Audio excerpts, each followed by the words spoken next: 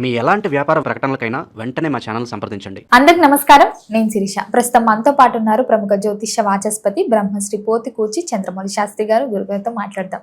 నమస్కారం గురుగారు. జై శ్రీరామ్. గురుగారు, ముందుగా మీకు కూడా శ్రీరామనవమి శుభాకాంక్షలు అండి. అమ్మ, అందరికీ, మీకు వీక్షించే వాళ్ళందరికీ కూడా మన సనాతన ధర్మంలో ఉన్నటువంటి రామభక్తులు అందరికీ కూడా శ్రీరామనవమి శుభాకాంక్షలు. గురుగారు, విశేషంగా శ్రీరామనవమి మనం చాలా తెలుగింటి వారందరూ చాలా విశేషంగా జరుపుకుంటూ ఉంటారు.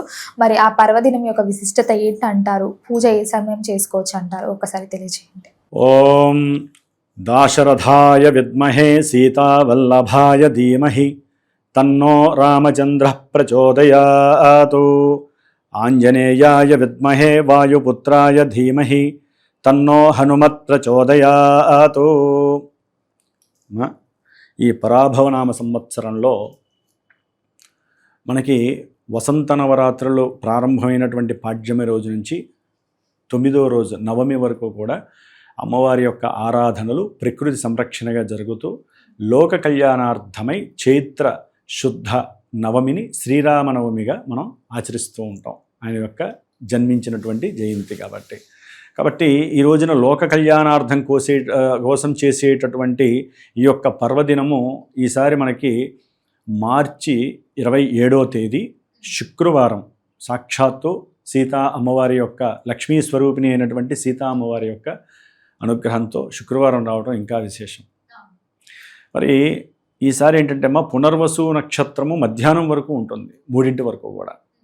కాబట్టి పునర్వసు నక్షత్రంలో మరి చంద్రుడు కర్కాటక రాశిలో ఉన్నప్పుడు చక్కగా మిథున లగ్నము అని ఉంటుంది. లగ్నంలో గురుడు సంచరిస్తున్నాడు.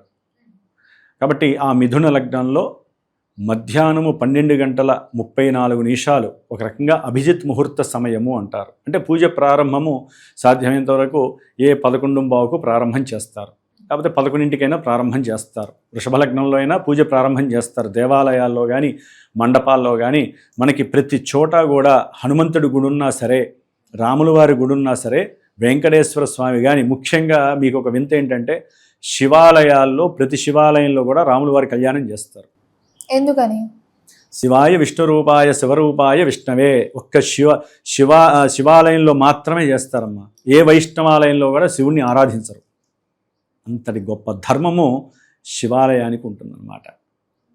కానీ శివుడు రాముల వారికి సంబంధించినటువంటి ఒక మంత్రాన్ని చెప్తారు పార్వతీమాతకి. ఆ మంత్రాన్ని చదివితే కొన్ని వేలసార్లు చదివినట్లే, కోట్ల సార్లు అని. శ్రీరామ రామ రామేతి రమే రామే మనోరమే సహస్రనామ తత్తుల్యం రామనామ వరాననే.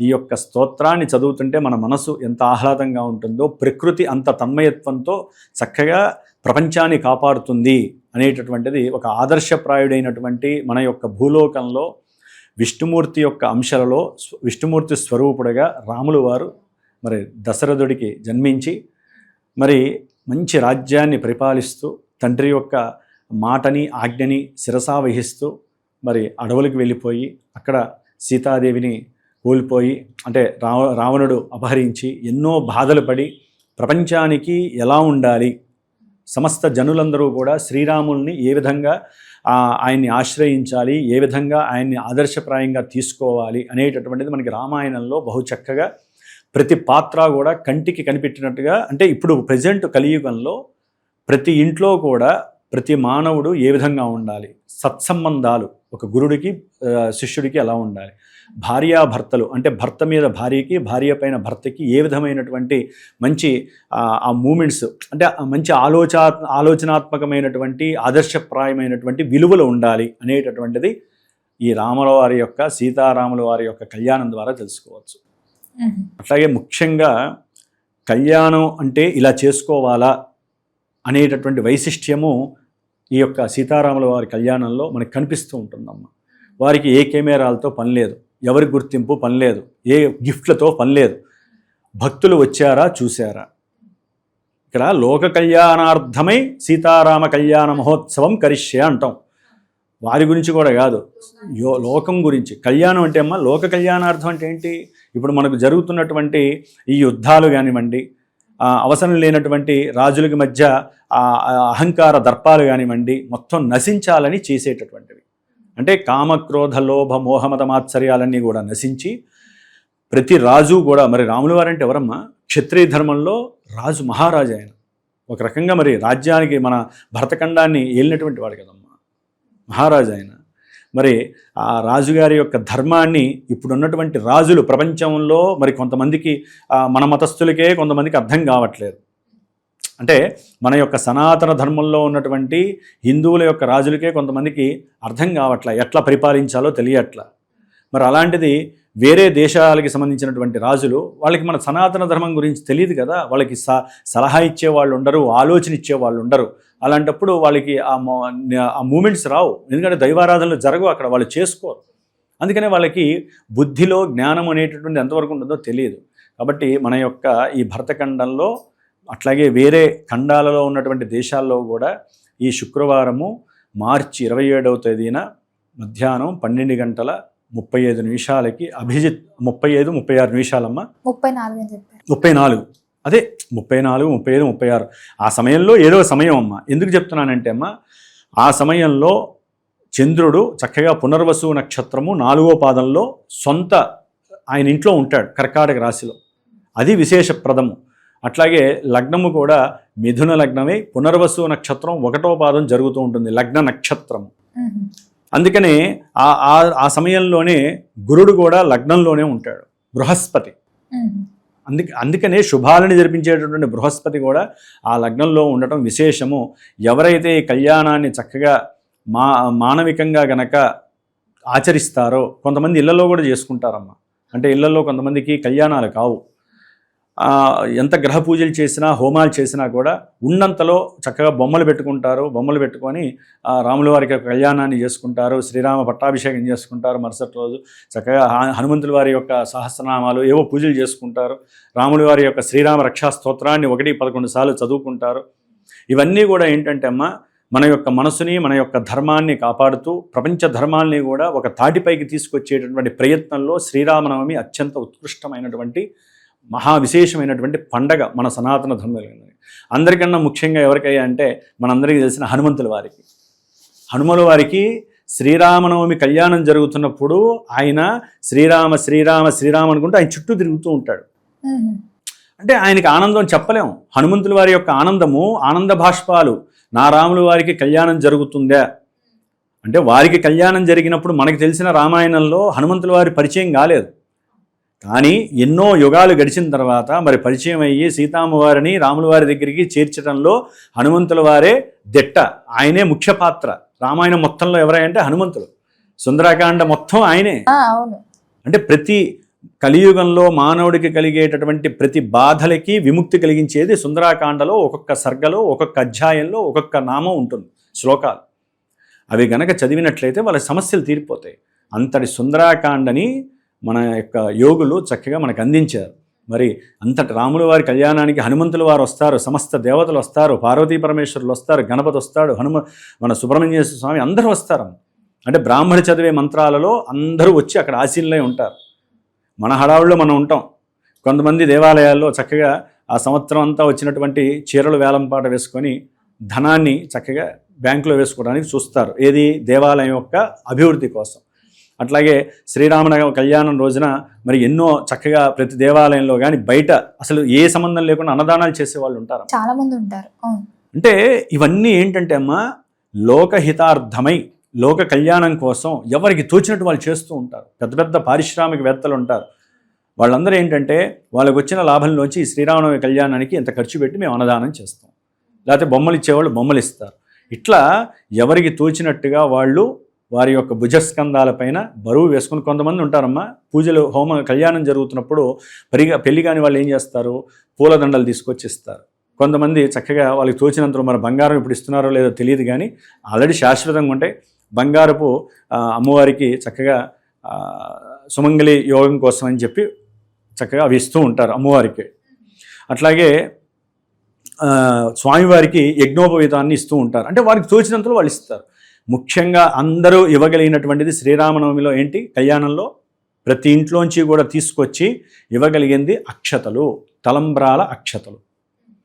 ఎవరింట్లో అయితే కిలోంబావు 5 కిలోలు ఎవరికి తోచింది వాళ్ళు గనక తీసుకొచ్చి ఆ కళ్యాణంలో చక్కగా యూజ్ చేస్తారో వారందరి ఇంట్లో అన్నపూర్ణాదేవి తిష్ట వేసుకుంటుంది. తలంబ్రాలంటే శుభప్రదమైనటువంటి వస్తువులమ్మ. అవి రాముల వారి కళ్యాణంలో, మరి మనకి భద్రాచలంలో సీతారామ కళ్యాణంలో మనకి ముత్యాల తలంబ్రాలు వస్తూ ఉంటారు, బంగారాన్ని ఎంతో యూజ్ చేస్తూ ఉంటారు. మనం అంత ఇవ్వకపోయినా మన మనసే ఒక ముత్యము, అంతే కదా. చంద్రుడికి సంబంధించిన వాటిల్లో మనసు ముత్యము రెండు కూడా ఉంటాయి కారకత్వాలు. కాబట్టి మన మనసే ఒక ముత్యము. ఎంతమంది అయితే కూర్చుంటారో వాళ్ళ మనసులందరూ కూడా అన్ని ముత్యాలతో సమానం రాముల వారికి. వాళ్ళ ఇంట్లోంచి చక్కగా కిలోంబావు బియ్యం, కిలోంబావు కానీ 5 కిలోలు కానీ ఇంట్లోనే కలుపుకొని శ్రీరామ శ్రీరామ అనుకుంటూ అవన్నీ కూడా కలుపుకొని చక్కగా పసుపుతో, నూనె కాకుండా ఆవు నెయ్యి, ఇంత కర్పూరము, పచ్చ కర్పూరం వేసి దాంట్లో కలిపేసేసి చక్కగా ఆ రోజు శుక్రవారం ఏంది వీలుంటే గ్రీన్ కలర్ కానీ లేకపోతే ఎల్లో కానీ వైట్ కలర్ కానీ జాకెట్ ముక్కలో కానీ టవల్లో కానీ చక్కగా ముడేసేసుకొని సంచిలో పెట్టుకొని తీసుకురావాలి. తీసుకొచ్చి ఆ కళ్యాణం చోట వారి గనక వాళ్ళు పెట్టుకుంటారు బుట్టలు దాంట్లో పోసేసేయాలి. మీ మనసులో కోరిక చెప్పుకొని పోసేయాలి. ఆ కళ్యాణంలో ఆ సీతామ్మ వారికి రాముల వారికి కూడా ఈ యొక్క అక్షతల మంత్రాలు చదివేటప్పుడు తలంబరాల అక్షతలు పోస్తున్నప్పుడు ఎవరైతే చూసి ఆనందపడి తరిస్తారో వారి ఇంట్లో ఆ సంవత్సరం కళ్యాణం జరగాల్సిందే.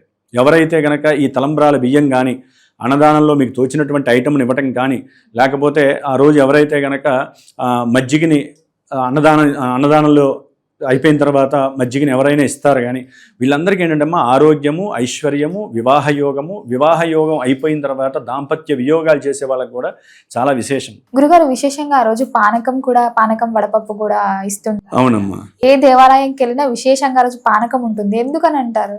అమ్మ ఏం లేదమ్మా, ఇవి మనకి మన మానవ దీనికోసం చూసిన కనుక దైవంతో ముడి ఎక్కడ పెట్టారంటే పెసరపప్పు అనేటటువంటిది బుద్ధికి సంబంధించినటువంటి ఒక ఐటెం. అంటే బుధుడికి సంబంధించినటువంటి ఐటెం పెసరపప్పు, బుద్ధి సక్రమంగా పనిచేయటానికి. ప్లస్ బుధుడికి అధిష్టాన దేవతల్లో విష్ణుమూర్తి అంశ రాముల వారు. అంటే మనం అన్ని రకాలుగా చూసుకోవాలమ్మా. ప్రాపంచికమైనటువంటి శాస్త్రధర్మపరమైనటువంటి నవగ్రహాలతో ప్రతిదీ లింక్ ఉంటేనే జరుగుతుంది.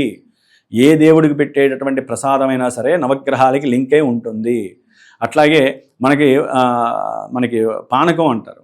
బెల్లము, మిరియాలు, వాటరు ఇవి కలుపుతారు. ఇలాచి కూడా కలుపుతారు. సుగంధ ద్రవ్యం ఇలాచి శుక్రుడికి సంబంధించింది, బెల్లము శనికి సంబంధించింది, నీళ్లు చంద్రుడికి సంబంధించింది, అట్లాగే మిరియాలు కుజుడికి సంబంధించింది. అంటే ఇన్ని గ్రహాల యొక్క ద్రవ్యాలతో పానకం తయారు చేసి పెడితే వాళ్ళకున్నటువంటి హరిషట్ వర్గాలు ఇందాక చెప్పుకున్నాక కొన్ని తునామునకలు అయిపోతాయి. అవి ఆయనకి నైవేద్యం పెట్టి ఒకటమ్మా, ఇవన్నీ నైవేద్యంగా పెట్టినప్పుడు ఎవరు స్వీకరిస్తారమ్మా? దేవుడు డైరెక్ట్గా రాడు, పంచభూతాల ద్వారా ఆ కిరణాల ద్వారా వస్తాడు. ఆ పంచభూతాల ద్వారా స్వీకరించి అది మనకి ప్రసాదంగా ఇస్తాడు. అవి మనం స్వీకరించడం ద్వారా మనకి శుభయోగం కలుగుతుందని శాస్త్రం. అంటే ఇవి ఎవరు ఎంతవరకు అగ్రీ చేస్తారో నాకు తెలియదు, కానీ నాకు తెలిసినటువంటి ధర్మం, నేను చదువుకున్న చదువుకి సంబంధించి లింకు పెట్టుకుంటూ నేను చెప్తూ ఉంటానమ్మా. నవగ్రహాలతో సంబంధం లేకుండా ఏ దేవతార్చన జరగదు. మీ నోట్లోంచి మాట రావాలన్నా, మీరు ఏ పూజ చేయాలన్నా, ఏం తినాలన్నా ఆ గ్రహం అనుకూలిస్తేనే జరుగుతుంది. ఎందుకంటే దేవతలు డైరెక్ట్గా మనకి అనుగ్రహాన్ని ఇవ్వరు, గ్రహాల ద్వారా మాత్రమే వారు మనల్ని కాపాడుతూ ఉంటారు. కాబట్టి శ్రీరామనవమి రోజున ఎవరైతే శ్రీరామ రక్షా స్తోత్రాన్ని వాళ్ళ ఇంట్లో, ముఖ్యంగా ఇళ్లల్లో పూజలు చేసుకునేవాళ్ళు, మరి ఇళ్లల్లో విష్ణుమూర్తికో రాముల వారికో పూజలు చేసుకుంటూ ఉంటారమ్మా. ఎవరైనా సరే రోహిణీ నక్షత్రము లగ్న నక్షత్రంగా ఉంటుందమ్మా. వృషభ రాశిలో రోహిణీ నక్షత్రం. ఇందాక మీకు ఒక సమయాన్ని నేను మీకు తెలియజేశాను, అదేమో స్వామివారికి సంబంధించింది. 12:34కి. ఇదేమో 9:40 నుంచి దాదాపు 1 గంట సమయంలో ఎవరైతే వారి ఇంట్లో చక్కగా అర్చనలు చేసుకొని, దీపారాధనలు చేసుకొని, శ్రీరామ రక్షా స్తోత్రం చదువుకొని, రాముల వారు, అమ్మవారి సీతాదేవి అష్టోత్తరము, లక్ష్మణుల అష్టోత్తరము, హనుమంతుల వారి యొక్క అష్టోత్తరము, ఇవి కనుక చదువుకొని ఇంట్లో కంపల్సరీ ఇందాక మనం చెప్పుకున్నటువంటి వడపప్పు పానకం నివేదన చేసి చక్కగా అవి స్వీకరించి, లేకపోతే అవి అట్లా ఉంచి కళ్యాణానికి మాత్రం గుళ్ళల్లో, దేవాలయాల్లో కానీ బయట ఎక్కడన్నా జరుగుతున్నా సరే చక్కగా చూసి ఆ అక్షతలు కనుక తెచ్చుకొని నిత్యము వేసుకొని ఇంట్లో ఆ అక్షతలు మనం గనక ఉంచినట్లయితే కనుక చాలా శుభయోగము. కళ్యాణం నుంచి తెచ్చుకున్న అక్షంతలు అది అన్ని రకాల సౌభాగ్యాలు ఇస్తుందమ్మా. రాముల వారి కళ్యాణం వారి మీద నుంచి అలా పడ్డాయి అంటే ఆ అక్షతలు ప్రతిదీ కూడా భద్రాచలమో లేకపోతే అయోధ్య నుంచి వచ్చినవే లెక్క. వీళ్ళందరికీ ఇంటర్లింక్ ఉంటుంది, తప్పదు. వాయువు ద్వారా ముడిపడే ఉంటుంది ఈ పంత్రాలన్నీ కూడా. కాబట్టి చక్కగా అందరూ కూడా ఈసారి పరాభవనామ సంవత్సరంలో ఎవరికి కూడా అవమానాలు కలగకుండా, ఎవరికి ఇబ్బందులు లేకుండా శ్రీరామనవమి కళ్యాణోత్సవాన్ని చూడండి, అవసరమైతే చేసుకోండి. చక్కగా ఆ రోజున 10 మందికి ఏదో రకంగా అన్నదానంలో ఉపయోగపడేటటువంటిగా ఏదో ఒక దాన ధర్మాదులు చేసుకొని ఈ సంవత్సరం అంతా సుభిక్షంగా, సుఖంగా, సౌఖ్యంగా ఆ భగవంతుడు శ్రీమన్నారాయణుడు ఇచ్చేటటువంటి, రాముల వారు ఇచ్చేటటువంటి యోగాన్ని అందరూ పొందవలసిందిగా కోరుకుంటున్నాను. గురుగారు, మొత్తం మీద మాకు తెలియని ఎన్నో మంచి విషయాలు శ్రీరామనవమి గురించి తెలియజేసినందుకు ధన్యవాదాలండి. జై శ్రీరామ్, జై హనుమాన్.